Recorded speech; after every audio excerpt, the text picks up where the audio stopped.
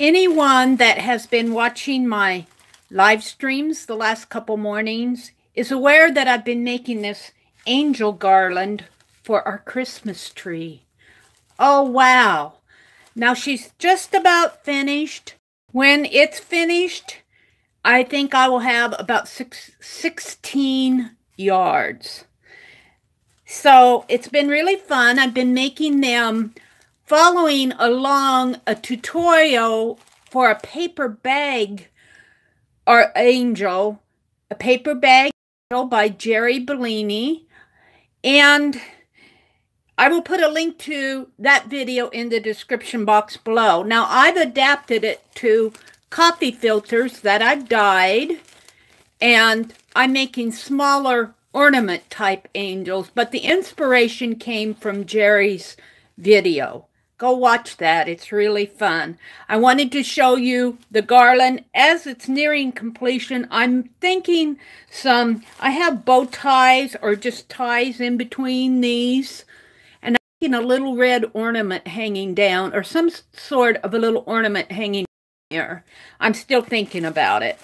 So I'm going to move this out of our way, and I'm going to show you how I make one of these angels. Now, this is how I make my little coffee filter angel. You will want to watch Jeri Bellini's video to see how she makes her paper bag angel, which is a whole different concept, but I was inspired by it. I probably would have not made this garland or these angels if Jeri would not have put up her video. So I have coffee filters that I dyed. Now, this is not about dyeing the coffee filters. I did save this one out specifically for me because I love these stains. And these are stains. This is not coffee ground. This is a stain. And I saved this one out because I'm making the heads of the angels here out of the coffee filter too. So let's just get right to it. I'm going to show you how I do that. I need a head for my angel. So I take, let's get a different pen. I take a marker and I take a round object. Now I've chosen the bottom of my mason jar here, and I figured that I could get 3 angel heads out of one filter, but I'm only going to do one here. And I just trim the bottom to get sort of a round shape. It's not a perfect round shape, but that doesn't matter because that will all be gathered in. You see, it's kind of an odd shape here, but I just trim it out like this. Now, I want to say again, this is how I make my angels and how I've been making them, and I've altered the way that I've done it along the way. So I'm sure that there are many other different ways to make angels.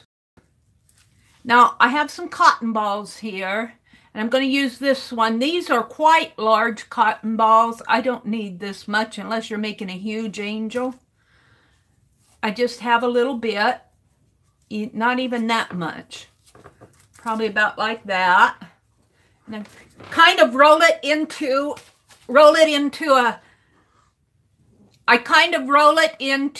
a ball like this,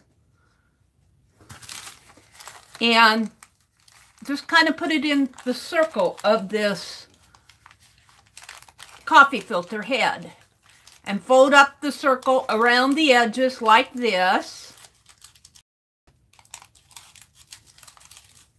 The head so it forms a head, and I wrap string around and pull it tight like this, and then kind of spread it out so it forms a base. See how that's looking on the bottom? It doesn't have to be perfect. And then I go back through again, tight,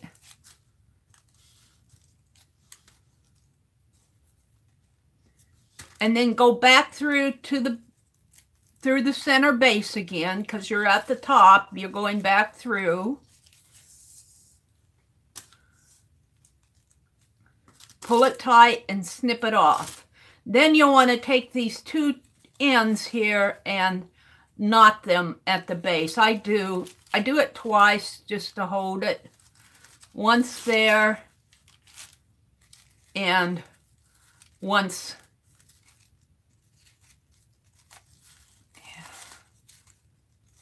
again.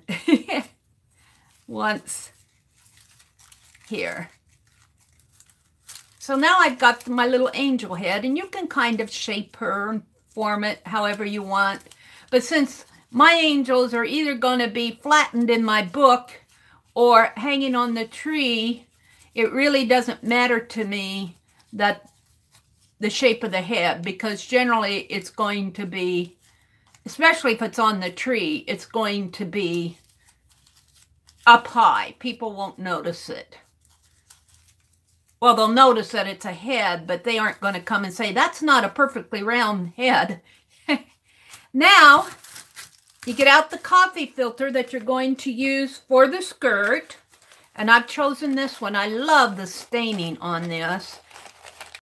And I'm just going to, I'm not going to fold it in half, but I'm going to find the center and just kind of cone it. Make a cone out of it. Just kind of like that. And you want to find the center of it as much as you can. Here again, it doesn't have to be perfect. And you don't want to make a big cut, but you want to snip just a little bit off in the center here, because that's where we're going to put our head through here. And I think I'm going to come through from the bottom, just like, I'll put that there, just like this, through the center of that hole, and there you go. I have my head poking through the filter there. So turn it upside down and get out some glue. You'll need glue, a strong glue. I'm using Elmer's tacky glue. And glue it down. You could use tape, anything, any adhesive that you want. And then I just kind of put it down on my desk and press it. So I'm pressing the filter to the base of the doll here, the angel head. Just like that. Now I need some more cotton, and this is really not enough.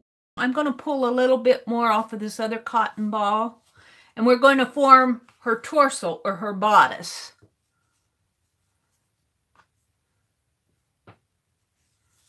I'm just going to kind of roll it into a ball, just like this. And I did notice that if you moisten the, I kind of moisten it with spit. You don't have to moisten it a lot, but if you get it a little moist, you could take your spray tool and just real fast.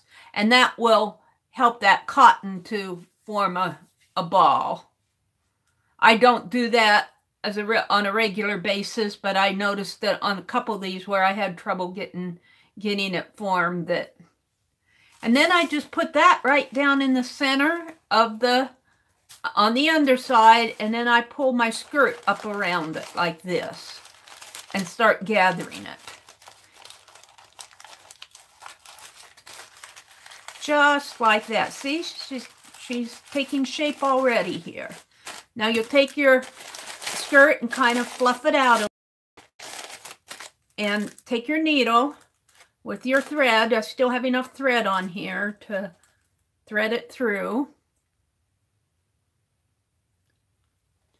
Come from the underside up to the waistline there. And the same concept. Just pull it through and leave a tail because we're going to tie it.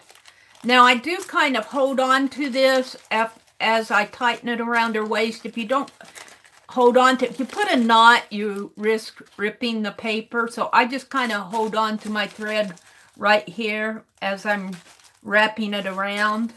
And once you get it wrapped around once or twice, you've got it tight enough that you can keep wrapping it as many times as you want. I think of the poor Southern ladies when I do this, how they used to, well, not only Southern, I should say Victorian ladies who wore corsets, needed a tiny, tiny waistline. Now, I unthreaded my needle. I'm going to have to thread it back again once I get a hold of it.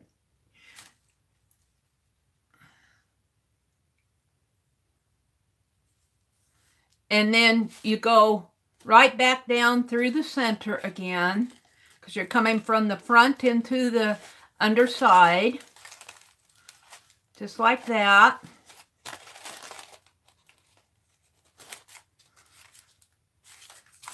Pull it through and snip it off.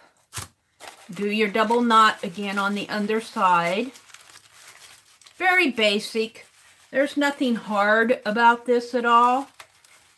I like to tie it a couple times so it has strength.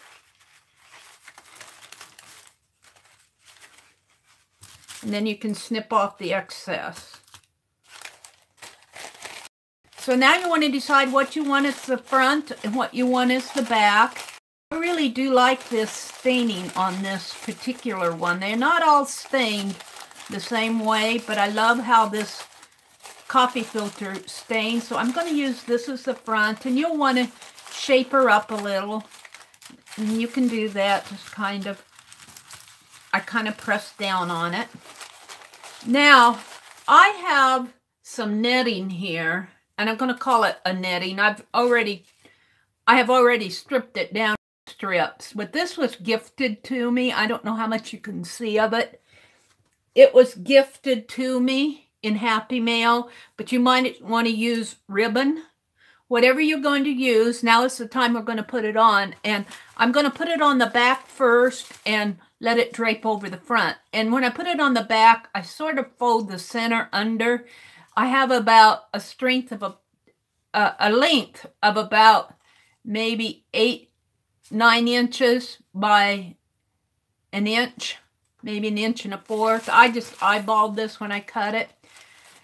But I place it on there and audition it just like that. Now I'm going to set this down for a minute, and we're going to talk about the wings. I've already sewn the wings for this, and I did make my wings in 2 pieces. You can get a long piece of lace about 6 inches and then gather it in the center. I made mine in separate pieces because that's the way I did it. So, and I kind of like the raggedy edges here. It just depends on your preference. You can do this, just say you have a 6-inch piece of lace this way, and then you just gather it into a bow tie and wrap a string around it, and there are your wings. Here's one wing as I cut it out of a strip of lace, and then I took my needle and just gathered it this way and just did a really loose knot so it looks like this. That's not a necessary step, but that's just the way I approached it. And I got to working like that, and I kept working like that. So now what we're going to do, now that we have the little ribbon that I'm putting on here, you don't have to put ribbon on there, but I just find that it cheers it up a little. I got my hot glue gun. Be careful with your hot glue gun. Anybody that knows how it feels to get burnt by hot glue will be careful in the future. And I just put a dab of hot glue on the back here, and at the same time, I start putting my wings on it. You get strings here with the hot glue. And do not glue this right away. We're going to glue the front, but it's going to be one of the last things we do, because I can put this angel down, face down, and work with the back of my angel doll a lot easier. I was gluing the front, and then I was having trouble because the glue would stick, the glue side would stick to the front. And I'm also using an instrument. This happens to be my palette knife. I've learned that using a palette knife to kind of hold down your objects prevents a lot of burnt fingers. So I just kind of hold it in place for a few minutes or a few seconds, just long enough for it to hold. And there's one wing. Isn't that pretty? Let's see. While we're talking here, I'm going to put another glue stick in my glue gun because I'll probably need it. Now let's go ahead and put the other wing on, and I just put it right on top.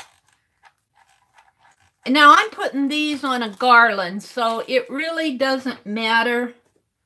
It does not matter if there's strings showing or anything like that, because this will all be glued down onto my garland. So just kind of hold it in place. Just for a few seconds, just kind of holding it in place.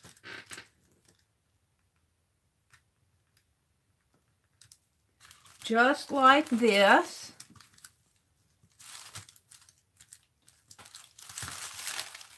Now you can see I got this wings kind of sticking down on some glue that was there. I guess it's not too bad. And some stringy glue from my glue gun here. But I'm pretty happy with how she's turning out already. Now the other thing that I like to do is put a little halo on her, and I'm just going to cut this strip of netted ribbon, I'm calling it. It's a mesh ribbon. I'm going to cut it in half, and I was forming a halo like that, but I found that if I just make a V shape like this, I'm just as happy with it. And this is going to go on the back of her head. So we're just going to kind of put some more glue right on the back of her head here. Yeah, push this glue stick through a little here.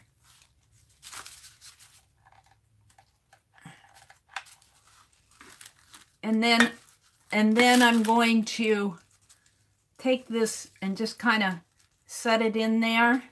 And then I take my palette knife and hold it down. It's not always perfect. It's not always perfect, but it generally works out. And if you get glue on your palette knife, don't worry about it, because as the glue dries, you can peel it off. It'll rub off.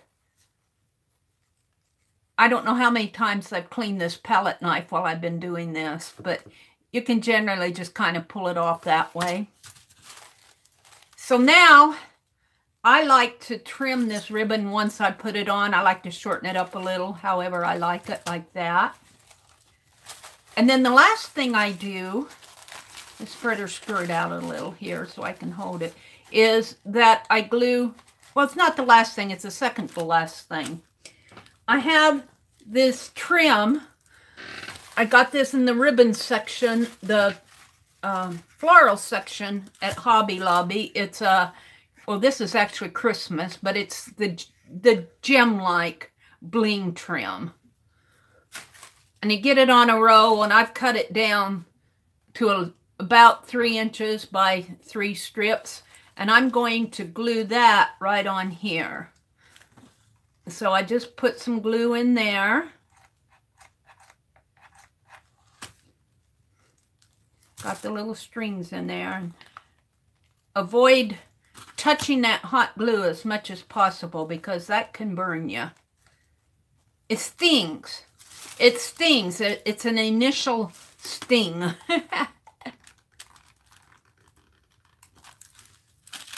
And then let's do the other one. And we just want to put some hot glue on there to hold it down. And I just kind of lay it on there, set it there, and then I hold it down with my palette knife the best I can.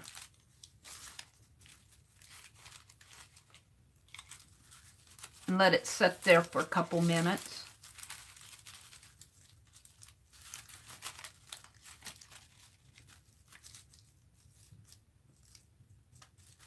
It doesn't take long for that glue to dry.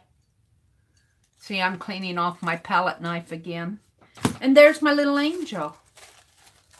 And you would be surprised by the time you're done. You think, oh, this isn't working out. This is not working out. But by the time you get done, she's perfect.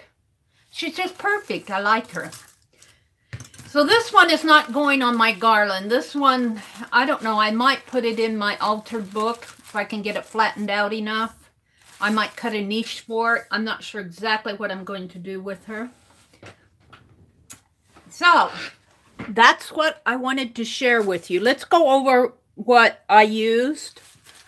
I used 2 coffee filters. Mine are probably about 6 or 7 inches in diameter. I'm just estimating. And I coffee dyed them. I used one to cut out a circle. You'll need something to cut out the shape of a circle. And I used the bottom of my mason jar. You'll need a pen and glue and scissors and some sort of a tool that you can hold down while your pieces are down so you don't burn your fingers. I've been using my palette knife. I have a glue gun and hot glue. And I have trim here, this decorative trim. I don't have a name for it, but it's just kind of a bling trim. And you'll need lace or ribbon for the little piece there, and lace for the wings. You'll also need crochet thread and a large needle. So that's a summary of what I used to make these. And then for the garland, this really isn't about making the garland, but for the garland, I purchased a old cotton-like curtain at just one panel at the thrift store. Washed it up, cut it into strips, and glued my angels onto the strips. I'm very, very happy with how these came out. And as you can see, I did not bother with painting faces on them. I'm happy with how they are. So thank you for watching. I hope this at least gave you some ideas or even some inspirations to go make your own angels. And thank you, Jeri, for your paper bag angel video, which inspired this. Thank you for watching, and I will see you on the next page.